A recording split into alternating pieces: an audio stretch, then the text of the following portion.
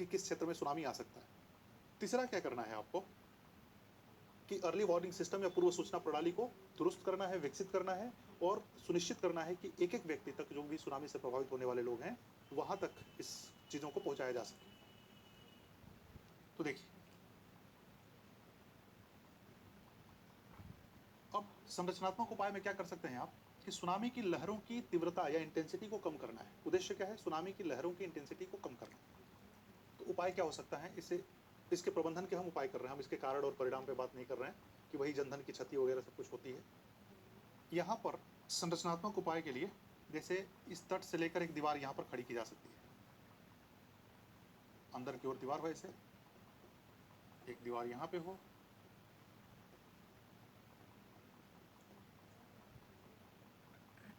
ऐसे एक दीवार हो, ऐसे एक दीवार हो। अब जो लहर आएगी, अब मान लेते हैं कि ये तरंग कोई आके इसको प्रभावित करने वाली थी। अब मान लेते हैं कोई तरंग आ रही, तो जैसे ही तरंग इनको कहा जाता है ग्रोइंस। तो इन संरचनाओं से, एक भित्तिनुमा संरचनाओं से जैसे ये तरंगे टकराएंगी, तो टकराने के पश्चात क्या होगा कि तरंगे टूट जाएंगी, उनकी इंटेंसिटी कमजोर हो जाएगी, उनकी तीव्रता कमजोर हो जाएगी। और अब जितना तेज झटका यहाँ पर किसी व्यक्ति को मिल सकता था पहले, अब इन दीवारों से जब ये सुनामी टकरा गई, तो सुनामी की लहर अलग अलग हिस्सों में टूट गई। एक हिस्सा यहाँ पे हो गया, एक यहाँ पे हो गया, एक यहाँ पे हो गया, एक यहाँ पे हो गया। तो इस तरीके से अब जो हिस्सा इससे टकराएगा, अब उतना ज़्यादा इंटेंसिफाइड नहीं रहेगा, जिससे कि पहले जितना प्रभाव पड़ता। एक तो संरचनात्मक उपाय में ये हो गया। दूसरा उपाय होता है ट्राइपॉड्स। ट्राइपॉड्स एक तरह के ऐसे पत्थर होते हैं,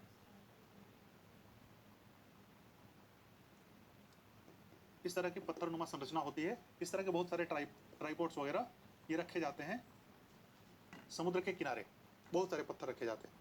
तो जब कोई लहर आती है और इस तरह के ट्राइपॉड्स से टकराती है, तो उस लहर की एनर्जी, सुनामी क्या है? ऊर्जा है। तो वह ऊर्जा उससे टकराकर कम हो जाती है, दूसरे रूप में रूपांतरित हो जाती है। तो जितना वो तबाह कर सकती थी, बर्बाद कर सकती थी, उस तबाही और बर्बादी की स्थिति से बहुत सारा बचाव किया जा सकता है। यह सुनामी का है। तीसरा है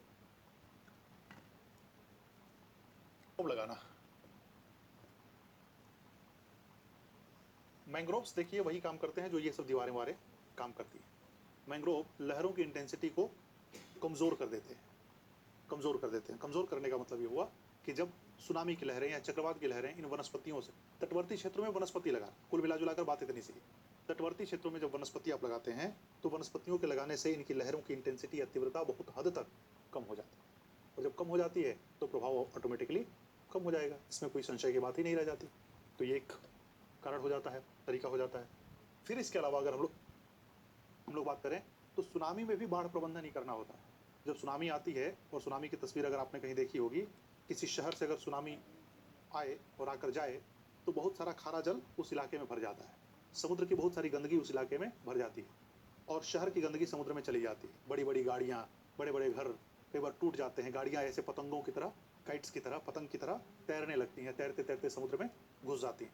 बहुत सारा पॉलीथीन, बहुत सारा गार्बेज, बहुत सारा कचरा, बहुत सारी लकड़ियाँ, बहुत सारे मटेरियल्स किसी किसी कोस्टल एरिया में इकट्ठे हो जाते हैं, जिनसे बीमारियों की संभावना बढ़ जाती है, जिनसे बर्बादी, तो देखिए आर्थिक क्षति तो होती है, बिल्डिंगों का नुकसान होता है, इंफ्रास्ट्रक्चर का नुकसान होता है, ये सारे नुकसान होते हैं। लेकिन बीमारियों का प्रकोप बढ़ जाता है, बैक्टीरिया जनित बीमारी की संभावना बढ़ जाती है, तो दूसरी तरफ वेक्टर या वायरस से जनित बीमारियों की संभावना बढ़ जाती है। हैजा, मलेरिया जैसी स्थिति भी पैदा हो सकती है अगर समय रहते इन सब चीज़ों की साफ सफाई नहीं की जाएगी। जल जनित बीमारियां हो जाएंगी। समुद्र का पानी पूरे शहर में भर जाएगा, तो हो सकता है कि पेयजल संकट आ जाए। पेयजल संकट का मतलब होता है कि पाइप की सप्लाई टूट जाए, जहाँ से पानी की सप्लाई आ रही थी, वह सप्लाई अगर ध्वस्त हो जाती है, बिजली की तार टूट जाएगी, बिजली का कनेक्शन खत्म हो जाएगा, संचार के माध्यम समाप्त हो जाएंगे, सोशल जो एक बॉन्डिंग होती है या सामाजिक संरचना होती है वो कोलैप्स कर जाएगी। डिपेंड करता है कि सुनामी किस एरिया में आती है। तो सुनामी जिस इलाके में आती है, सुनामी बहुत सारी चीज़ों को बर्बाद करके जाती है। तो जब सुनामी चली जाए, तो फिर से वही रिकवरी वाला काम करना है, फिर से वही रीइंटीग्रेशन वाला काम करना है, फिर से वही रीस्टैब्लिशमेंट वाला कार्य करना है, फिर से वही रिहेबिलिटेशन वाला कार्य करना होता है। तो कोई भी डिजास्टर हो, चाहे जल से जनित हो, चक्रवात से जनित हो, सुनामी से जनित हो, बाढ़ हो, कुछ भी हो, तो उसमें दो उपाय हैं। देखिए, एक है संरचनात्मक, जिसकी चर्चा हम लोगों ने की, संरचनात्मक, और एक है गैर संरचनात्मक। तो गैर संरचनात्मक जो होता है, ये दीर्घकालीन और ये ज्यादा सस्टेनेबल होता है। ये ज़्यादा सतत होता है, ये ज़्यादा बेहतर होता है, ये ज़्यादा अच्छा होता है। इस उपाय पर हमें ज़्यादा इन्वेस्टमेंट करना चाहिए, ज़्यादा खर्च करना चाहिए, ज़्यादा इसके प्रति हमें लालायित होना चाहिए। संरचनात्मक निर्माण का मतलब होता है भौतिक निर्माण करना, दिखाई देने वाला निर्माण करना। लेकिन अगर बांध बनाकर हम नदी के बाढ़ को रोकने की कोशिश करें तो बांध भी तो एक दिन टूट ही सकता है ना, और बांध जब टूटेगा तो भीषण बाढ़ आ सकती है, मंजर और भी ज़्यादा हो सकता है खराब। तो संरचनात्मक उपाय ठीक होते हैं, आपदा प्रबंधन के लिए ज़रूरी हैं, तात्कालिक एलोपैथी जैसे होते हैं, लेकिन इनका दुष्प्रभाव भी कई बार बहुत भयंकर हो जाता है। हमने बड़ी-बड़ी बिल्डिंगें बना ली, कच्चे मकान को हटा के, झोपड़ी को हटा के हमने बड़ी-बड़ी बिल्डिंगें बना ली कि पहले कच्चे के मकान क्या होते थे, हवा में उड़ जाते थे जी। बारिश में खराब हो जाते थे, उड़ जाते थे, नुकसान हो जाता था, हमने पक्के की बिल्डिंग बना ली। अब ऊँची-ऊँची बिल्डिंगें थोड़ी-सा भी भूकंप आता है, तो बिल्डिंगों से ज़्यादा नुकसान हो सकता है, अगर वो सिस्मिक ज़ोन में बिल्डिंगें बनी हुई हैं तो। तो इसलिए समस्या ये है कि संरचनात्मक उपाय किया जाना चाहिए, लेकिन संरचनात्मक उपाय की भी अपनी एक सीमाएँ हैं, उस सीमाओं को समझना चाहिए, समझना पड़ेगा। और जो गैर संरचनात्मक उपाय है, जैसे लोगों के प्रति जागरूकता पैदा करना, लोगों में एक उत्साह पैदा करना, लोगों को समझदार बनाना, लोगों को ट्रेंड करना, मॉक ड्रिलिंग करवाना कि भाई सुनामी आए तो क्या करना है, भूकंप आए तो क्या करना है, कौन सी कंडीशन में हमें किस तरह से व्यवहार करना चाहिए, इस तरह की बातें उनको समझाना ये ज़्यादा ज़रूरी हो जाता है। तो अगर हम लोग सुनामी से कि अर्ली वार्निंग सिस्टम की बात करें, तो जो 2004 की सुनामी थी भारत में, 2004 के सुनामी के पश्चात मिनिस्ट्री ऑफ अर्थ साइंस ने ये डिसाइड किया कि हम tsunami early warning system establish करेंगे, और Indian tsunami early warning system establish किया गया हैदराबाद में, जो कि किसके द्वारा ऑपरेट किया जाता है, तो ऑपरेट किया जाता है Indian National Centre for Oceanic Information Services, INCOIS. INCOIS कहाँ पे है, हैदराबाद। सात से यह काम कर रहा है। इसका पूरा नाम है Indian National Centre for Oceanic Information services Hyderabad में। ये दरअसल बहुत सारे जो डिपार्टमेंट्स हैं, बहुत सारे जो विभाग हैं हमारे, उनके मिले जुले प्रयासों का परिणाम था। इसमें डिपार्टमेंट ऑफ स्पेस भी शामिल था, department of science and technology शामिल था, इसमें CSIR भी शामिल था। इसके अंतर्गत आपको सर्वे ऑफ इंडिया को शामिल किया गया था, और national institute of ocean technology को भी इसमें शामिल किया गया था। तो बहुत सारे इंस्टीट्यूशन को मिलाकर, या बहुत सारे इंस्टीट्यूशन के सम्मिलित प्रभाव से यह सिस्टम हमारे यहाँ डेवलप हुआ। ये सिस्टम इतना स्ट्रॉन्ग है, जो Indian tsunami early warning system है, ये इतना स्ट्रॉन्ग है कि अगर कोई अर्थक्वेक आता है जिससे सुनामी की संभावना है, तो वह 10 मिनट में पूरा इन्फॉर्मेशन हमारे पास दे दे। 10 मिनट से कम समय लेता है इस इन्फॉर्मेशन को देने में।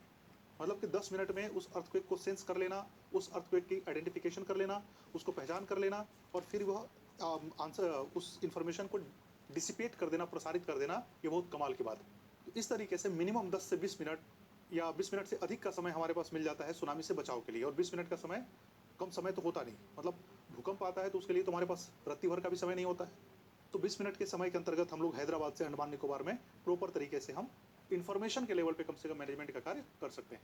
और अगर और भी बहुत सारी तैयारियां कर लें, जैसे कि हम पहले से ही अपने आप को तैयार रखें इस तरह के हादसा से बचाव के लिए, तो 20 मिनट में हम बहुत सारे लोगों की जान, उनकी संपत्ति, उनकी मवेशियों इत्यादि की रक्षा कर सकते हैं। तो अर्ली वार्निंग सिस्टम एक अपने आप में अनूठा पहल हो जाता है किसी भी आपदा से लड़ने के लिए। तो आपदा से लड़ने के लिए आपको जन सहयोग की ज़रूरत होती है, अर्ली वार्निंग सिस्टम की ज़रूरत होती है, आपको ज़रूरत पड़ेगी लोगों को प्रशिक्षित करने की, और ज़रूरत पड़ती है बेहतर तरीके के संसाधन की। तो यही है चक्रवात और सुनामी। मेन आज का टॉपिक जो था आपका चक्रवात था, लेकिन सुनामी उसके साथ इसलिए बता दिया कि सुनामी से बचाव के लिए भी हमारे पास उपाय किए गए हैं। और दूसरा, जब हम लोग इंटरनेशनल प्रोटोकॉल्स पढ़ते हैं तो उसमें भारत की सुनामी ने एक महत्वपूर्ण भूमिका अदा की है। इंटरनेशनल जो एग्रीमेंट्स हैं, इंटरनेशनल जो प्रोटोकॉल्स हैं, उनको डिज़ाइन करने में भारत की सुनामी ने एक महत्वपूर्ण भूमिका अदा की थी, जो दिसंबर 2004 में भारत सहित और भी 10 से अधिक देशों को प्रभावित करने का काम किया था। 2 लाख से अधिक लोगों की इसने जान ली थी। तो आज की क्लास में हम लोग इन्हीं 2 आपदाओं पर अपनी बात को बंद करते हैं। फिर किसी और इंसिडेंट या हादसे के साथ, हज़ार्ड के साथ मिलेंगे, उनके मैनेजमेंट के साथ मिलेंगे। तब तक आप अपना ख्याल रखिए। बहुत बहुत धन्यवाद।